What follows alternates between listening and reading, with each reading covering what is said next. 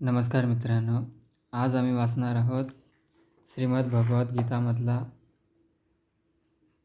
8वा अध्याय.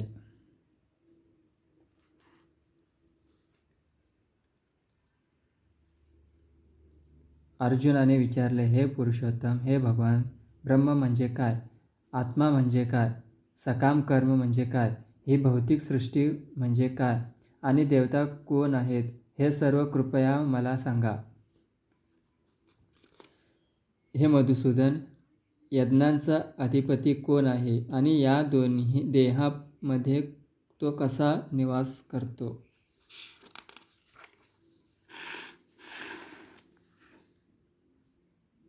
आणि भक्तिमय सेवेमध्ये युक्त झालेल्या पुरुष मृत्यूसमयी तुम्हाला कसे जाणू शकतात?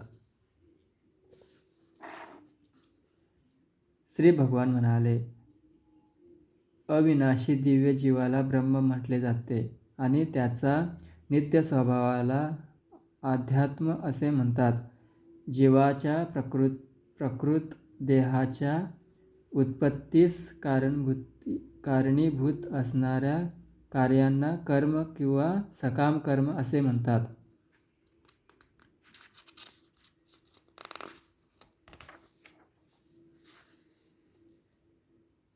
हे देहधाऱ्यामध्ये श्रेष्ठ अर्जुना,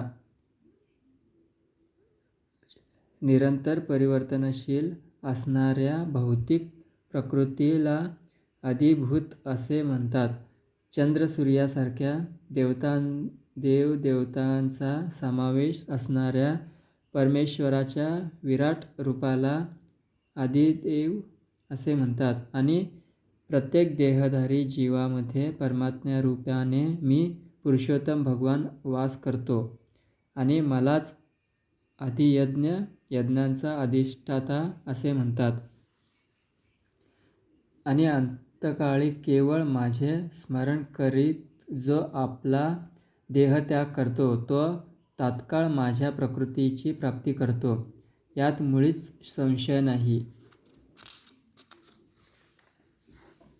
हे कौंतेय, आपल्या देहाचा त्याग करीत असताना मनुष्य ज्या ज्या भावाचे स्मरण करतो त्या त्या भावाची तो निसंदेह प्राप्ती करतो. म्हणून हे अर्जुना, तू सदैव माझे कृष्ण या रूपाचे स्मरण करीत राहा आणि त्याच वेळी आपल्या युद्धरूपी स्वधर्माचेही आचरण करीत राहा.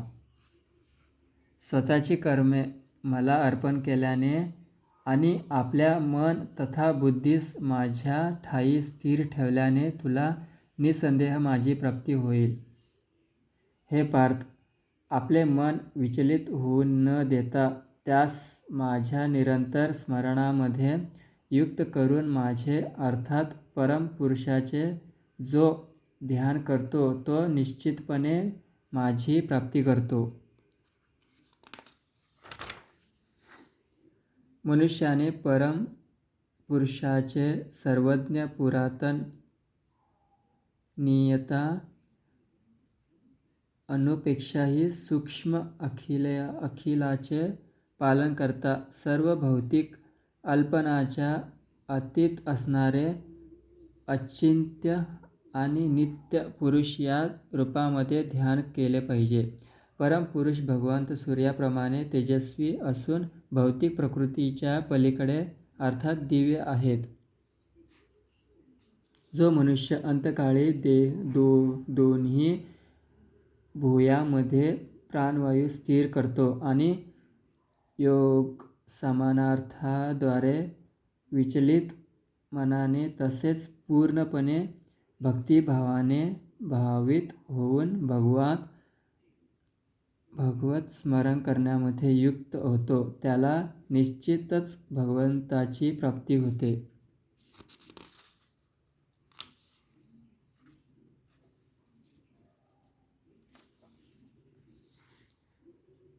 जे ओंकाराचे उच्चारण करतात आणि जे संन्यासाक्षी महर्षी आहेत ते ब्रह्मामध्ये प्रवेश करतात. अशा सिद्धीची इच्छा करणारे साधक ब्रह्मचर्य व्रताचे आचरण करतात. मनुष्य ज्या योगे मुक्त होईल त्या विधीचे संक्षिप्त वर्णन आता मी तुला सांगतो.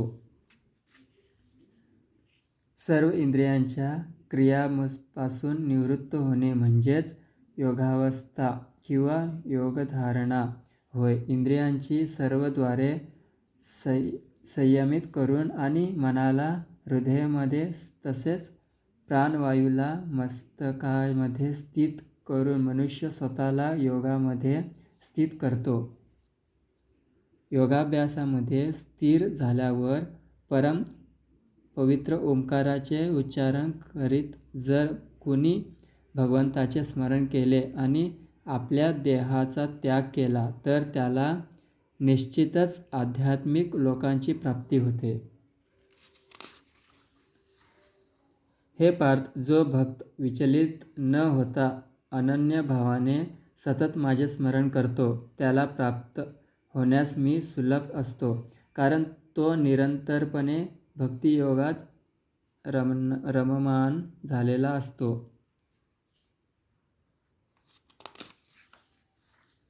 माझी प्राप्ती केल्यावर भक्तियोगी महात्मेजन या दुःखमय तात्पुरत्या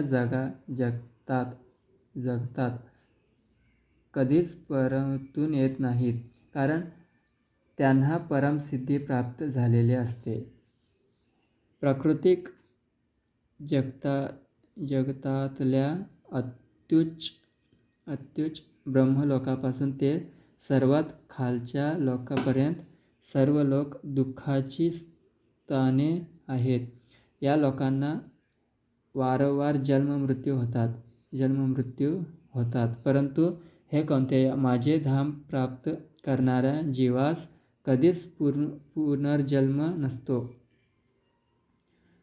मानवीय गणनेनुसार 1,000 चतुर्युगे म्हणजे ब्रह्मदेवाचा एक दिवस होतो आणि अशाच 1,000 चतुर्युगांची ब्रह्मदेवाची एक रात्र असते.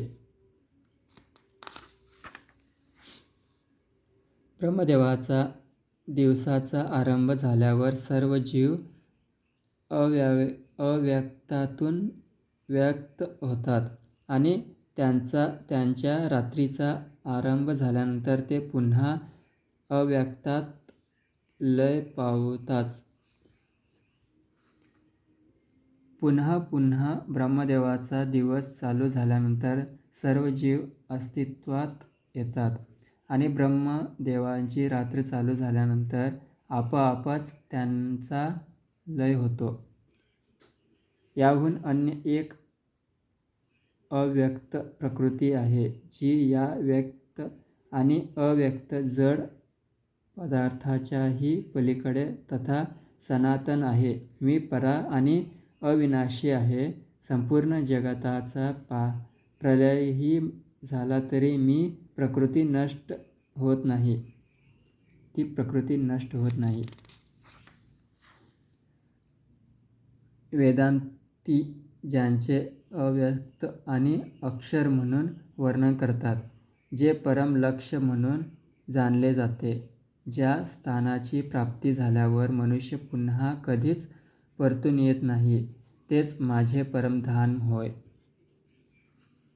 सर्वाहून श्रेष्ठ असणाऱ्या पुरुषोत्तम भगवंताची प्राप्ती अनन्य भक्तिमय सेवेद्वारेच होते.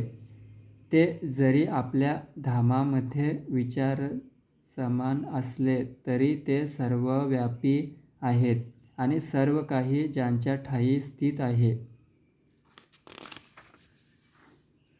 हे भरतश्रेष्ठा, आता ज्या वेगवेगळ्या काळी योग्याने या जगतातून प्रयाण केले असता तो परतून येतो अथवा येत नाही, या काळाचे मी तुला वर्णन करतो.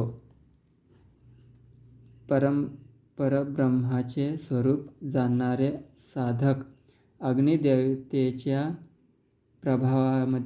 प्रकाशामध्ये दिवसाच्या शुभ क्षणी शुक्ल पक्षामध्ये अथवा सूर्य उत्तरायणात असतो त्या 6 महिन्यामध्ये या भौतिक जगतात मृत्यू झाल्यावर परब्रह्माची प्राप्ती करतात.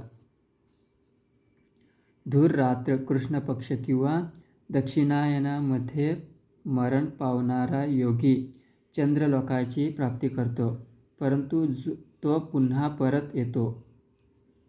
वैदिक मतानुसार प्रकाशमय आणि अंधकारमय असे या जगतातून प्रयाण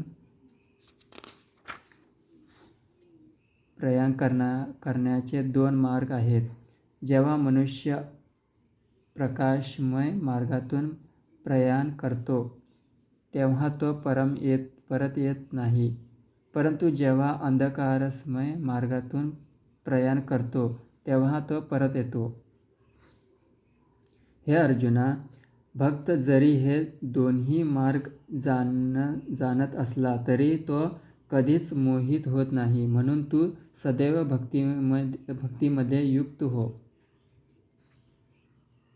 भक्तिमार्गाचा स्वीकार करणारा मनुष्य वेदाध्ययन, यज्ञाचरण, तपस्या, दान किंवा दार्शनिक तथा सकाम कर्म इत्यादी केल्याने प्राप्त होणाऱ्या फळापासून मुळीच वंचित होत नाही. केवळ भक्तिपूर्ण सेवा केल्याने त्याला हे सर्व प्राप्त होते आणि शेवटी त्याला परम शाश्वत धामाची प्राप्ती होते.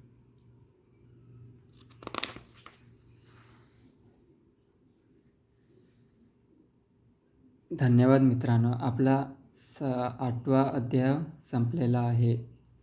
काय चुकलं असेल तर माफ करा. धन्यवाद.